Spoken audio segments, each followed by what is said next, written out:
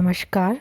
आज हम वेदों में वर्णित वैदिक सभ्यता और संस्कृति के बारे में जानकारी प्राप्त करेंगे। इसकी जानकारी हमें वैदिक साहित्य से मिलती है, अतः हमारे लिए यह आवश्यक है कि हम सर्वप्रथम वैदिक वाङ्मय, जिसमें प्रमुख रूप से चारों वेद, उपनिषद, ब्राह्मण ग्रंथ, आरण्यक, स्मृति साहित्य आदि हैं, उनके बारे में जानकारी प्राप्त करें।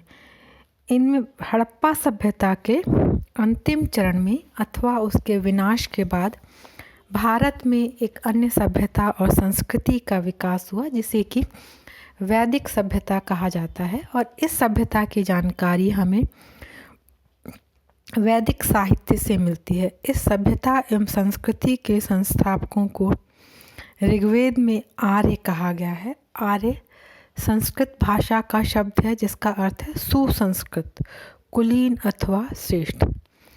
योग वशिष्ठ में आर्य की परिभाषा देते हुए कहा गया है कि जो कर्तव्यों का आचरण और अकरणीय का निषेध रखता हुआ अपनी स्वाभाविक चरित्र में निष्ठा रखता है, वह आर्य है।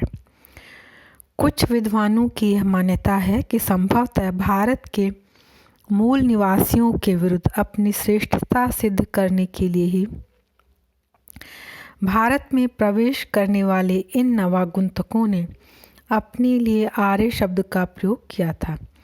भारत के मूल निवासियों के लिए उन्होंने दस्यु अथवा दास आदि हीन शब्दों का प्रयोग किया। आर्य शब्द पहले चाहे सांस्कृतिक अर्थ प्रकट करने वाला रहा हो और बाद में यह आर्यों के लिए जातिवाचक बना हो, इतना स्पष्ट है कि भारतीय सभ्यता और संस्कृति के एक निश्चित स्वरूप को बनाने में आर्यों का महत्वपूर्ण योगदान रहा है। आर्यों ने भारत में पहले से बस रही जातियों द्वारा विकसित सभ्यता और संस्कृति के उपयोगी तत्वों को अपनाकर अपनी संस्कृति के साथ उसका समन्वय करते हुए भारत की एक उन्नत सभ्यता और संस्कृति की परंपरा का विकास किया। वस्तुतः भारतीय सभ्यता और संस्कृति का सुंदर स्वरूप मूलतः आर्यों के कठिन परिश्रम और साधना के फलस्वरूप ही बन पाया। भारत में आर्यों के आगमन काल की बात भी विवादग्रस्त है कि आर्य भारत में कब आए थे, लेकिन यह तय है कि वे लोग हड़प्पा सभ्यता की अंतिम अवस्था में ही भारत आए होंगे। विद्वानों ने हड़प्पा सभ्यता की अंतिम अवस्था का समय 2500 ईस्वी पूर्व के आसपास माना है। इससे हम यह तो कह सकते हैं कि इस समय के पहले आर्यों का भारत आगमन नहीं हुआ था। दूसरी बात ऋग्वेद का रचना काल है, अर्थात ऋग्वेद का निर्माण या उसकी रचना कब हुई थी। विद्वानों का मानना है कि आर्यों के भारत में आने, यहाँ के स्थानीय लोगों को परास्त करने और जीते हुए क्षेत्र में शांति एवं व्यवस्था कायम रखने तथा अपनी नियमित एवं स्थायी बस्तियां बसाने आदि के काल में लगभग 1000 वर्ष का समय लग गया होगा। अर्थात ऋग्वेद की ऋचाओं का संकलन 1500 ईस्वी पूर्व के आसपास हुआ होगा। इसी आधार पर भारत में आर्यों का आगमन काल 2500 ईस्वी पूर्व से 1500 ईस्वी पूर्व के मध्य निर्धारित किया जा सकता है। ऋग्वेद से पता चलता है कि आर्यों को अफ़गानिस्तान की नदियों की पर्याप्त जानकारी थी। वे सप्त सैंधव की नदियाँ, जो कि सिंधु, सरस्वती, झेलम, सतलज, व्यास, रावी और चिनाब, इनसे भी पूरी तरह से परिचित थे। इस आधार पर हम यह मान सकते हैं कि आर्य सबसे पहले अफ़गानिस्तान और पंजाब के भागों में अलग अलग कबीलों या समूहों के रूप में आकर बसे थे। संभवतः सप्त सैंधव प्रदेश में आर्यों ने सैकड़ों वर्ष तक रहकर अपनी सभ्यता एवं संस्कृति का विकास किया होगा, लेकिन इस प्रदेश से धीरे धीरे उनका प्रसार भारत के पूर्वी और दक्षिणी भागों में होता रहा। अपने प्रसार काल में उन्हें समय समय पर भारत के भीतरी भागों में पहले से बस रही अनार्य जातियों से संघर्ष करना पड़ा, किंतु अपने उत्तम घोड़ों, अच्छे अस्त्र शस्त्रों और युद्ध कौशल के कारण वे विजयी होते गए और निरंतर भारत में आगे बढ़ते गए। पंजाब से आगे बढ़कर पहले तो आर्यों ने नदियों के बीच के भाग, जो कि प्राचीन सरस्वती एवं दृष्टद्वती, जो कि अब लुप्त हो गई हैं, इन दोनों नदियों के बीच के भाग पर अधिकार किया और इन्हें ब्रह्मावर्त नाम दिया। इसके पश्चात उन्होंने थानेश्वर, पूर्वी राजस्थान, मथुरा तथा गंगा यमुना नदियों के मध्य भाग पर अधिकार जमाया। इस भूभाग को ऋग्वेद में ब्रह्मर्षि देश कहा गया है।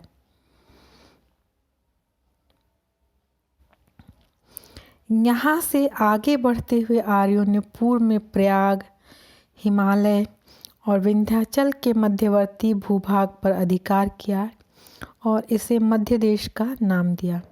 इसके कई वर्षों के उपरांत उन्होंने बिहार और बंगाल के भागों पर भी अपना अधिकार कर लिया। इस प्रकार हिमालय से लेकर विंध्याचल और पूर्वी समुद्र से लेकर पश्चिमी समुद्र पर्यंत के भूभागों पर आर्यों का अधिकार हो गया और इस समूचे भूभाग पर आर्यों के विभिन्न कबीलों की स्थायी बस्तियां बस गई। अपने इस प्रसार के साथ ही आर्यों ने भारत में अन्य जातियों द्वारा पहले से विकसित की जा रही सभ्यता के कई तत्वों को अपनाकर उस स्थायी संस्कृति का विकास किया जो भारतीय सभ्यता और संस्कृति की आधारशिला है और इतिहास में वैदिक सभ्यता और संस्कृति के नाम से जानी जाती है। आर्य विद्वानों ने जिस साहित्य की रचना की वह वैदिक साहित्य के नाम से जाना जाता है। इसी साहित्य से हमें वैदिक सभ्यता और संस्कृति की जानकारी मिलती है। वैदिक वाङ्मय में वेद सबसे पुराने हैं, बहुत व्यापक विषय वस्तु है और उनमें समाविष्ट अंश भिन्न भिन्न ऐतिहासिक कालों के हैं। प्राचीन परंपरा के अनुसार उन्हें अनेक समूहों में हम विभाजित कर सकते हैं। सबसे पहले स्तुति संकलन या संहिताएं हैं ऋग्वेद, सामवेद। ऋग्वेद में ऋचा संकलन है, सामवेद में मंत्र संकलन है, यजुर्वेद में स्तुति तथा यज्ञ विधि संकलन तथा अथर्ववेद में मंत्र तथा जादू मंत्र संकलन है। इनके बाद ब्राह्मण संहिताओं के कर्मकांड संबंधी अंशों की व्याख्याएं हैं। वानप्रस्थों के लिए रचित आरण्यक और उपनिषद, धार्मिक दार्शनिक विवेचन आदि आते हैं। इसके अलावा सूत्र साहित्य, स्मृति साहित्य, महाकाव्य और पुराणों को भी वैदिक साहित्य में सम्मिलित किया जाता रहा है। वैदिक साहित्य का सबसे प्राचीन, प्रमुख और प्रामाणिक ग्रंथ ऋग्वेद है। आर्यों की दूसरी साहित्यिक रचनाएं ऋग्वेद के काफ़ी समय बाद की है। ऋग्वेद तथा दूसरी रचनाओं के विवरण काफ़ी भिन्न हैं। इस भिन्नता के कारण विद्वानों ने पूरी वैदिक सभ्यता को दो भागों में बांट दिया। एक ऋग्वैदिक सभ्यता जिसकी जानकारी का स्रोत केवल ऋग्वेद है और दूसरी उत्तर वैदिक सभ्यता जिसकी जानकारी ऋग्वेद के अलावा अन्य 3 वेद और अन्य दूसरी वैदिक रचनाओं से मिलती है।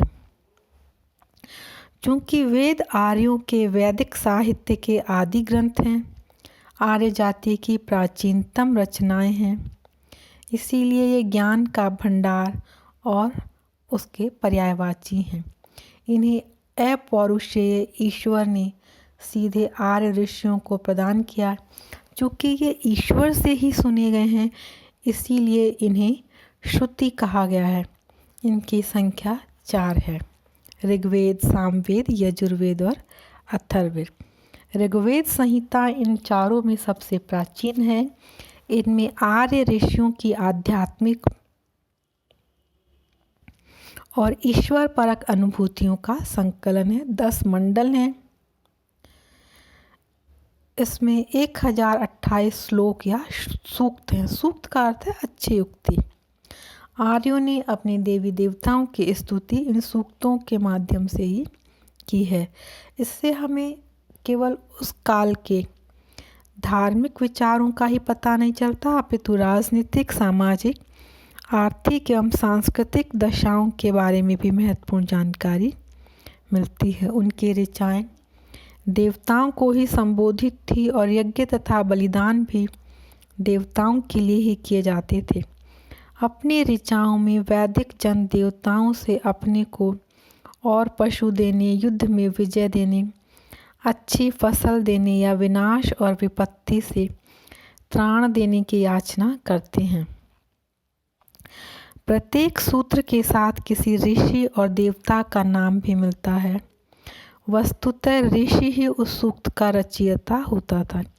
इस प्रकार के ऋषियों में विश्वामित्र, वामदेव, अत्रि, भारद्वाज, वशिष्ठ के नाम विशेष उल्लेखनीय हैं। मंत्र रचयिता ऋषियों में कुछ स्त्रियों के भी नाम हैं, जिनमें लोपामुद्रा, घोषा, शची, पौलोमी, काक्षावृत्ति के नाम उल्लेखनीय हैं। इतिहासकार यह मानते हैं कि भारत में आने के पूर्व ऋग्वेद के सूक्त असंकलित रहे होंगे और भारत में आने के बाद ही इन्हें संकलित किया गया। इसी कारण वेदों को संहिता कहा गया है। अगला जो ऋग्वेद है वो है सामवेद।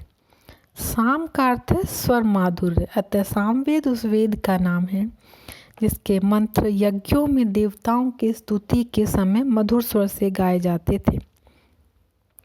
इसमें केवल 75 मंत्र नए हैं, शेष सभी ऋग्वेद के हैं, परंतु स्वर भिन्नता के आधार पर ये मंत्र ऋग्वेद के मंत्रों से भिन्न समझे जाते हैं। पाठ भेद के कारण सामवेद की 3 शाखाएं मिलती हैं, कौथुम, जैमिनी और राणायनीय। गुजरात में कौथुम का, कर्नाटक में जैमिनी का और महाराष्ट्र में रागायनी का चलन है। संगीत के इतिहास की दृष्टि से सामवेद का बहुत महत्व है, लेकिन साहित्यिक या ऐतिहासिक महत्व इसका उतना नहीं है। तीसरा है यजुर्वेद। यजुस् का अर्थ है यज्ञ या यज्ञीय प्रार्थना। फलतः यज्ञ प्रधान यह वेद यजुर्वेद कहलाया।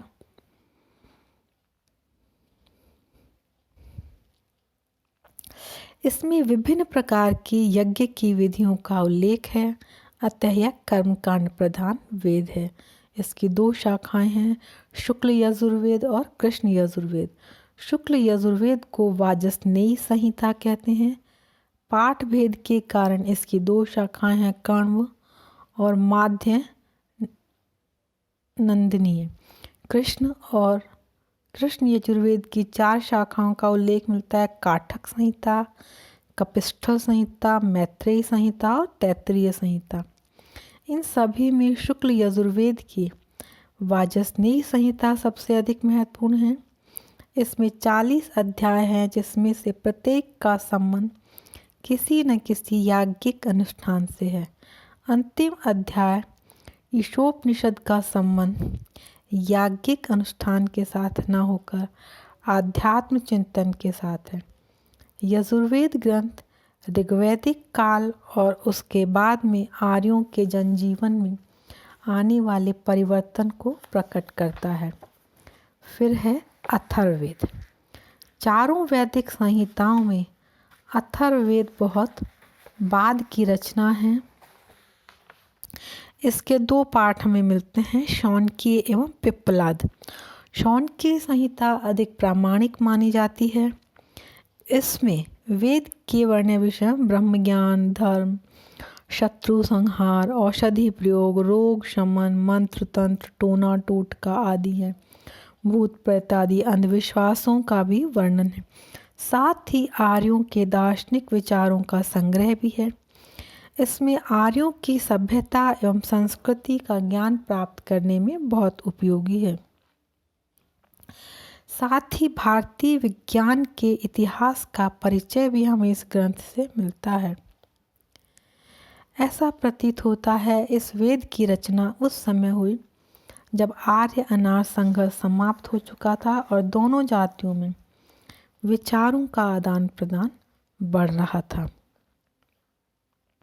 अब इसके पश्चात हम देखते हैं ब्राह्मण ग्रंथ। समय के साथ साथ आर्यों में यज्ञ एवं कर्मकांडों में वृद्धि होती गई। यज्ञों का विधान जटिल होता गया। इनको सरल बनाने के लिए साथ साथ उनमें जो निहित दार्शनिक विचार हैं उनको आम जनता में उद्घाटित करने के लिए ब्राह्मण ग्रंथों की रचना की गई। इनमें वेद मंत्रों की विशद व्याख्या की गई है। प्रत्येक ब्राह्मण ग्रंथ का किसी एक वेद के साथ संबंध है, अतः उसे उसी वेद का ब्राह्मण ग्रंथ माना जाता है। ऋग्वेद का प्रधान ब्राह्मण ग्रंथ ऐतरेय है। ऋग्वेद का दूसरा ब्राह्मण ग्रंथ कौशितकी अथवा सांख्यायन है। कृष्ण यजुर्वेद का ब्राह्मण ग्रंथ तैत्तिरीय है, तो शुक्ल यजुर्वेद का शतपथ है।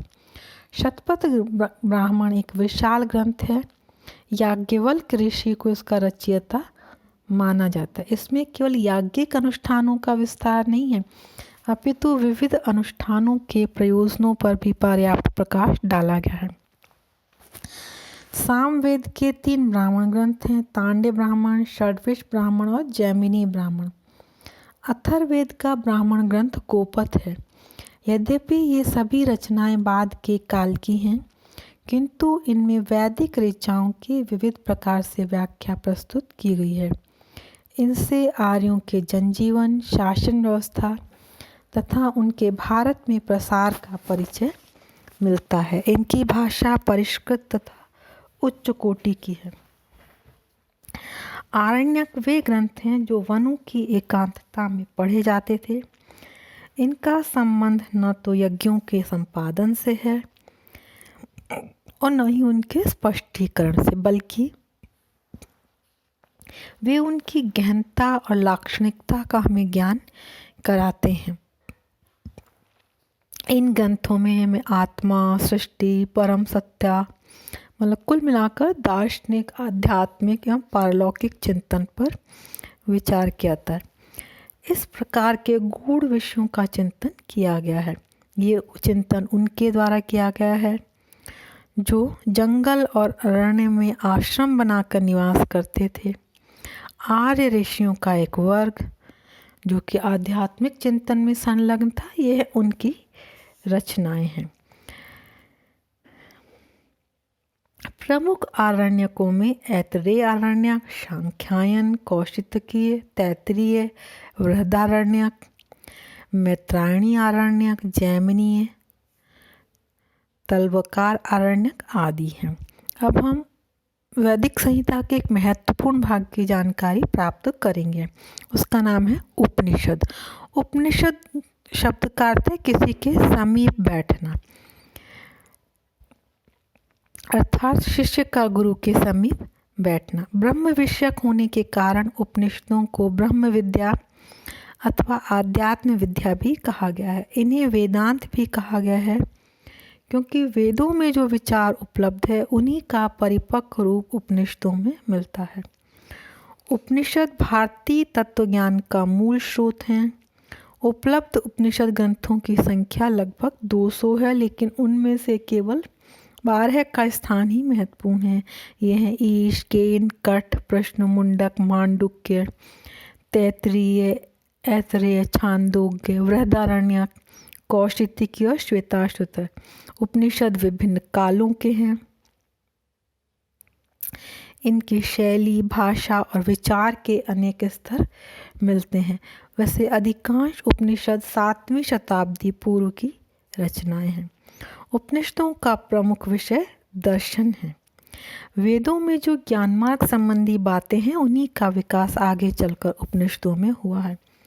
असल में उपनिषद वेद के उन स्थलों की व्याख्या है जिन्हें यज्ञों से अलग हटकर ऋषियों ने जीवन के गहन तत्वों पर विचार किया है। दूसरे शब्दों में उपनिषद आर्य मस्तिष्क के धर्म से दर्शन की ओर झुकाव का परिणाम है। इनकी प्रवृत्ति उपासना से ध्यान की ओर, यज्ञ से चिंतन की ओर तथा बाहरी प्रकृति से आराधना से अंतरात्मा की खोज है। ये ब्रह्म ज्ञान के श्रेष्ठतम ग्रंथ हैं। आत्मा, ब्रह्म, मोक्ष, सृष्टि आदि के संबंध में जो विचार उपनिषदों में व्यक्त हुए हैं वे हिंदू धर्म के तो प्रमुख सिद्धांत हैं ही, विभिन्न धार्मिक विचारधाराओं के भी आधार हैं। शंकर के दर्शन का मूल उपनिषदों में है। गीता में भी उपनिषदों का सार है। बौद्ध और जैन मतों के अधिकांश सिद्धांत भी इन्हीं पर आधारित हैं। वेदांग उत्तर वैदिक काल में जब लोग वेद मंत्रों के वास्तविक अर्थ को भूल गए थे और उनकी मनचाही व्याख्या करने लगे थे, ऐसी स्थिति में उनकी शुद्धता कायम करने के लिए सही टीका करने की आवश्यकता हुई। इस आवश्यकता से व्याकरण, शिक्षा, निरुक्त, छंद, ज्योतिष तथा कल्प इन 6 वेदांगों का प्रादुर्भाव हुआ। व्याकरण वेदांग के अंतर्गत हमें पाणिनि की अष्टाध्यायी उपलब्ध है। पाणिनि के पूर्व के ग्रंथ अनुपलब्ध हैं। इसके पश्चात स्मृति साहित्य का स्थान है। वैदिक साहित्य में स्मृतियाँ अनादिकाल से चली आती हुई सामाजिक परंपरा की सीमा निर्धारित करती हैं। इनमें मानव जीवन के विभिन्न क्रियाकलापों के विधान या निषेध वर्णित हैं। स्मृतियों की संख्या अनेक है, परंतु उनमें मनुस्मृति एवं याज्ञवल्क स्मृति प्रमुख है। सूत्र एवं स्मृति साहित्य मुख्यतः समाज से संबंधित हैं। इनके द्वारा प्राचीन भारतीय समाज के उत्कर्ष, अपकर्ष, संचालन, राज्य, नागरिक के पारस्परिक संबंध, समाज के आर्थिक आधार आदि पर विस्तृत प्रकाश पड़ता है। प्राचीन भारत के सामाजिक इतिहास की अधिक से अधिक जानकारी हमें इन्हीं दोनों साहित्य से प्राप्त होती है।